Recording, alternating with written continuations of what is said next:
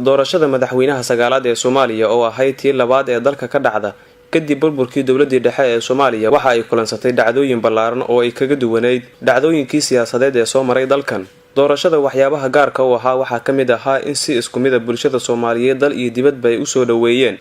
waxaa looga dabaaldegay guusha madaxweyne Farmaajo magaalooyin horey aan loogu arag dabaaldegyo inay ka dhacaan iyo madax la doortayba in laga soo dhaweeyo. waxaa dadku arrin xiiso leh ay ku tilmaameen in dibadbaxyada ugu badan ee lagu soo dhaweeyay madaxweynaha cusub ee Soomaaliya ay dhaceen xilli habeen ah oo dadku wadooyinka ay soo buux dhaafiyeen. doorashadan waxa ay suura gelisay in ciidamada oo aad uga fogaan jiray shacabka kuna dadaali jiray inaan loogu soo gamban isla shacabkuna ay ka fogaan jireen ciidamada si aysan waxyeello u gaarsiin si isku mid ay u dabaaldegeen markii la doortay madaxweyne Farmaajo. guusha madaxweynaha cusub ee Soomaaliya Farmaajo waxa ay jabisay xadkii dhex yiilay shacabka iyo ciidanka waxa ayna meesha ka saartay kala shakigii u dhaxeeyay ciidamada iyo shacabka.